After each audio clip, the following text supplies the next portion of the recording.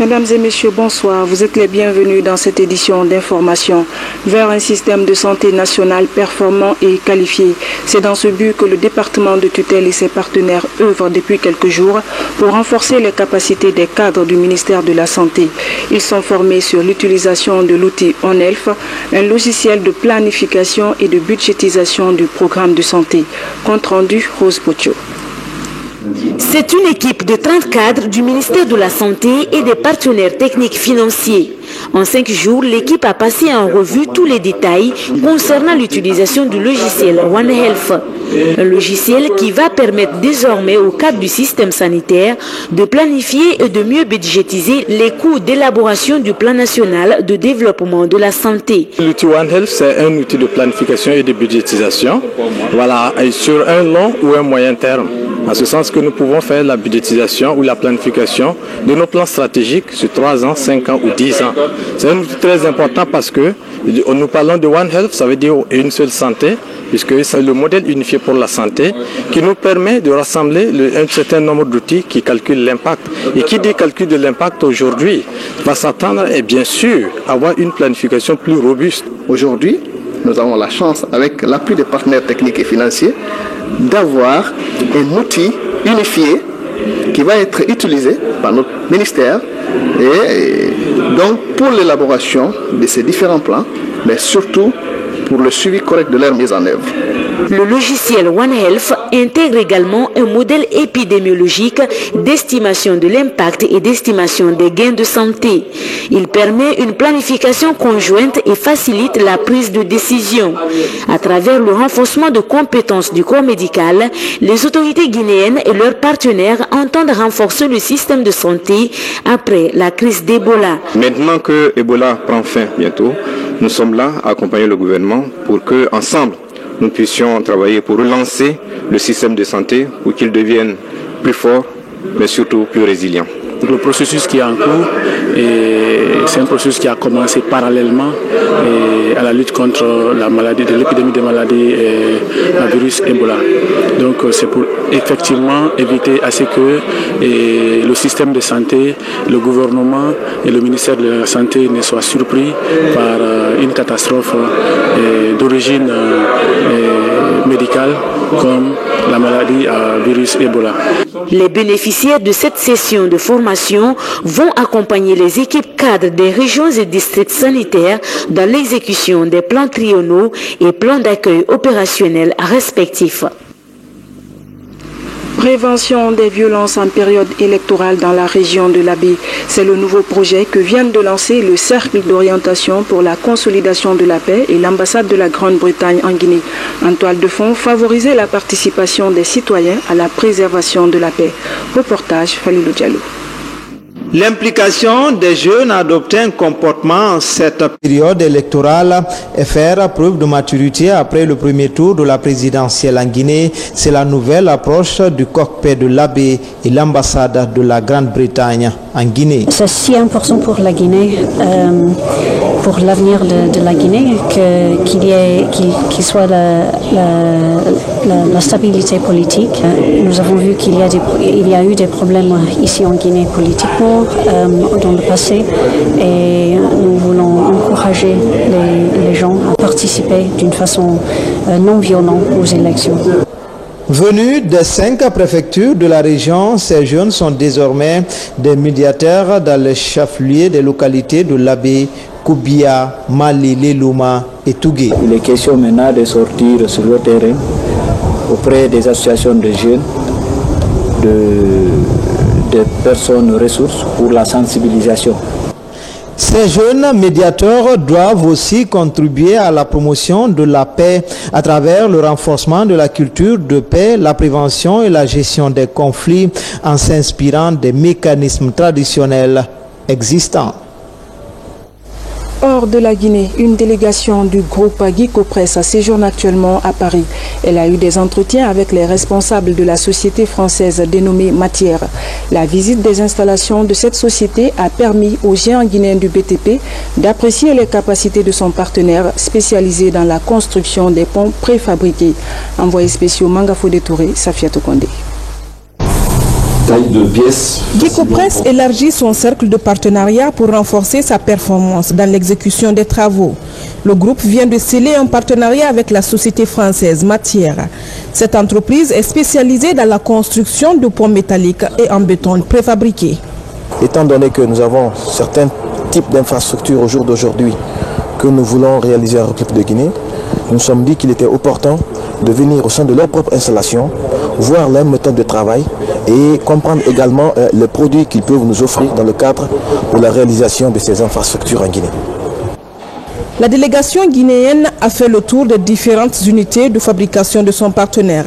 Cette visite des installations de Matière a permis aux cadres et techniciens de Guicopress d'évaluer l'expertise de la société dans la fabrication des ponts préfabriqués. On a tous vu les installations, on a vu le niveau de professionnalisme, on a vu le contrôle qualité qu'il y a derrière. Donc il est très rassurant à mon avis d'être en partenariat avec des sociétés de ce genre pour nous permettre de vite réaliser nos ouvrages en Guinée. Et ce partenariat permettra à Guicopress non seulement de pouvoir exécuter certains travaux rapidement de la bonne manière, avec la technologie nécessaire qu'il faut, et cela permettra aussi, sur le plan administratif aussi, le domaine qui m'intéresse le plus, de développer un volet formation avec eux et éventuellement même un transfert de compétences. La société Matière est prête à apporter son expertise à son partenaire guinéen dans la réalisation de certains ouvrages. Les spécialités de Matière ajoutées au savoir-faire en génie civil développé par Guicopress depuis des années présagent un partenariat solide pour la réalisation des ouvrages à la satisfaction de la clientèle. Amener les jeunes femmes à être autonomes. L'ONG Women Communication s'active sur le terrain avec la Confédération des jeunes leaders africains pour la démocratie et le développement durable. Pendant 2 semaines, les participantes ont été outillées au montage de projets et à la gestion d'une entreprise. On en sait plus avec Sékou Fernand Kourouma. Elles sont une quarantaine de jeunes femmes à être formées au montage de projets et à la gestion d'une entreprise. À l'issue de la formation, l'initiative est de la Confédération des jeunes leaders africains pour la démocratie et le développement durable en partenariat avec la structure Women Communication. Nous avons constaté dans ce pays la couche féminine, c'est une couche tellement rabaissée, c'est une couche qui... Partenariat avec la structure Women Communication. Nous avons constaté dans ce pays la couche féminine, c'est une couche tellement rabaissée, c'est une couche qui affronte tellement de difficultés et nous voyons vraiment il y a beaucoup de choses, c'est à la disposition des femmes. C'est ce qui nous a un peu animé vraiment d'accompagner les femmes. On nous a fait la discrimination, soi-disant que les jeunes femmes sont paresseuses, nous ne pouvons rien faire. Donc c'est l'initiative pour laquelle nous avons organisé cette formation pour montrer à l'opinion nationale et internationale que les femmes, les filles guinéennes peuvent autant que les hommes. Pour les participantes, cette formation va aider dans le combat contre la pauvreté. Nous, jeunes femmes d'aujourd'hui, optons pour un changement de certaines valeurs et encourageons d'autres jeunes femmes à choisir l'égalité de sexe et l'abandon des anciennes pratiques qui rabaissent la femme au titre de femme de ménage. Former les femmes à se prendre en charge est un moyen sûr de lutte contre la pauvreté et le chômage. En Guinée, le chef de l'État s'investit déjà dans ce sens. Des fonds remboursables ont été alloués aux femmes pour l'exécution de leurs projets. C'est dans ce sens que le président a créé une direction de microfinance. Je crois que nous sommes un pays PPTE et puisque nous sommes un pays PPTE, on a besoin de ces initiatives pareilles pour le développement de la Guinée. Les organisateurs comptent étendre cette formation à d'autres jeunes femmes de l'intérieur du pays. Un atelier sur le genre au sein des forces de défense et de sécurité s'est récemment tenu à Kindia, organisé par le ministère de l'Action sociale, de la promotion féminine et de l'enfance. La rencontre a permis la formation des points focaux pour mieux défendre l'intérêt des femmes au sein des forces de défense. Compte rendu, Cheikh Sanoussi Sanko.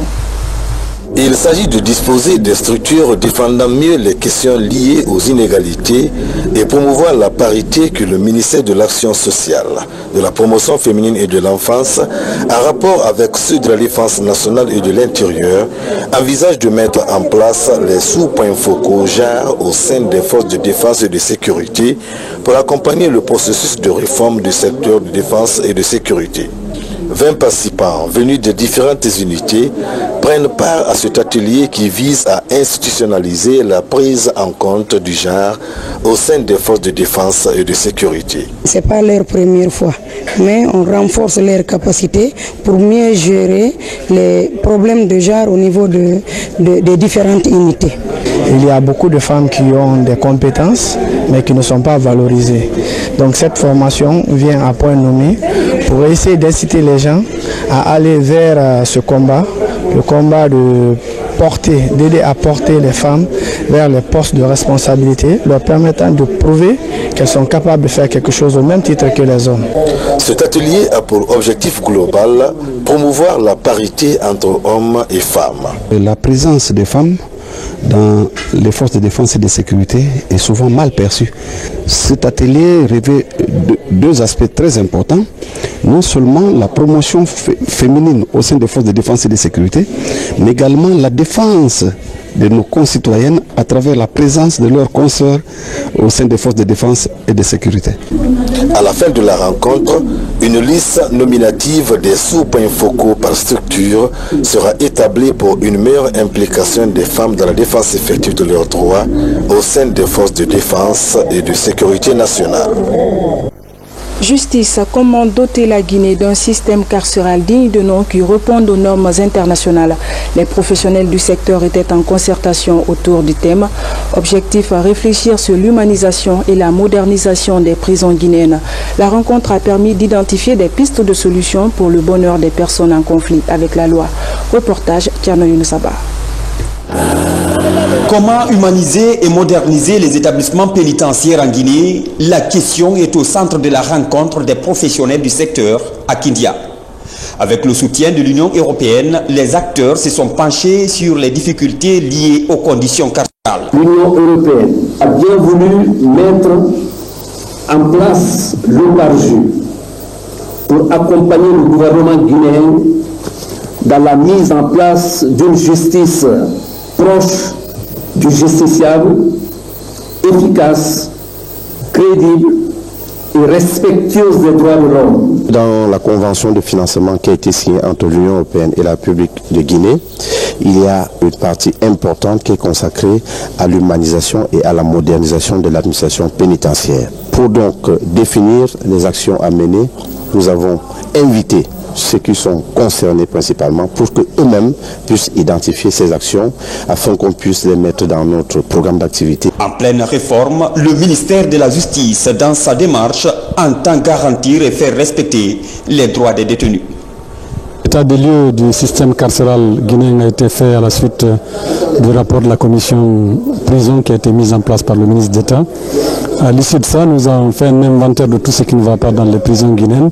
Là maintenant, on passe à la deuxième phase à travers cet atelier, c'est de voir les voies et moyens pour permettre à la Guinée de se doter d'un système carcéral qui répond aux normes internationales dont la Guinée est même partie signataire. Ces assises ont permis d'identifier des pistes de solutions pour améliorer la gouvernance des maisons d'arrêt. Une étape importante de la réforme du secteur pénitentiaire en Guinée. L'armée guinéenne célèbre le 1er novembre prochain son 57e anniversaire. À cette occasion, une semaine est dédiée à la revue des activités des forces de défense et de sécurité. Voici un extrait de la déclaration du ministre délégué à la Défense nationale.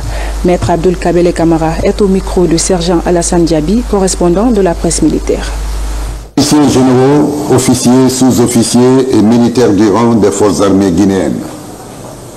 Le 1er novembre 2015, le peuple de Guinée célébrera dans la paix et la dignité le 57e anniversaire de la création de sa glorieuse armée. Pendant 7 jours qui précèdent cette date historique, les Guinéens en uniforme, de tous corps confondus, servant sous le drapeau, méditeront et échangeront en communion d'idées avec les frères et sœurs civils durant ce que nous avons coutume d'appeler la semaine du soldat. J'en profite pour adresser au nom du président de la République, son Excellence professeur Alpha Condé, ministre de la Défense nationale, chef suprême des armées, ainsi qu'à mon nom personnel, mes vives félicitations et mes remerciements au peuple de Guinée et particulièrement aux forces de défense et de sécurité qui viennent de démontrer une nouvelle fois à la face du monde leur maturité politique, leur comportement républicain et leur attachement à la paix et à la stabilité. C'est sur ces mots que je déclare ouverte la semaine du soldat.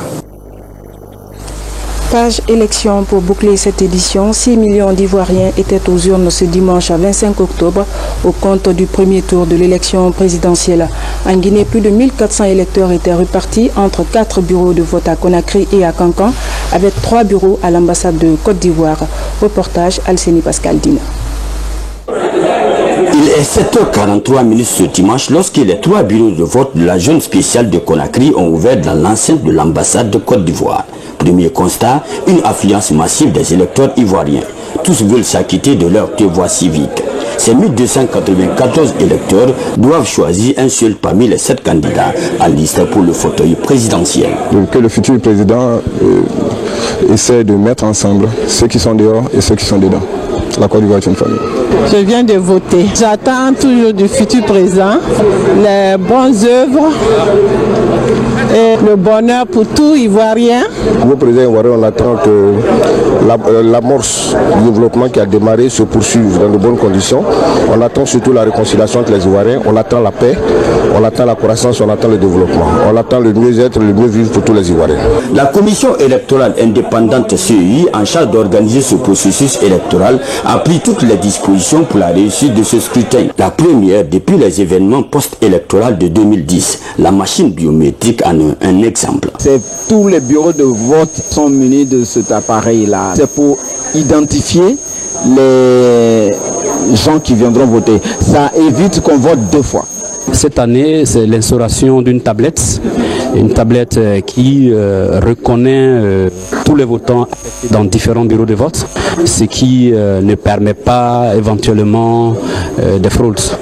En votant dans la paix, la fraternité, les Ivoiriens entendent démontrer que la Côte d'Ivoire est un havre de paix, d'hospitalité et d'espérance en Afrique. Sport football, l'équipe nationale locale a obtenu sa qualification de justesse hier à Dakar au compte du CHAN Rwanda 2016. Quoique battus par le Sénégal, nos jeunes Sili doivent leur qualification au but marqué à l'extérieur. En effet, le Sili Junior avait battu le Sénégal à l'aller sur un score de 2-0. Voilà, mesdames et messieurs, c'est la fin de cette édition. Je vous remercie de l'avoir suivi. Excellente soirée en compagnie de nos programmes. Bonsoir et à bientôt.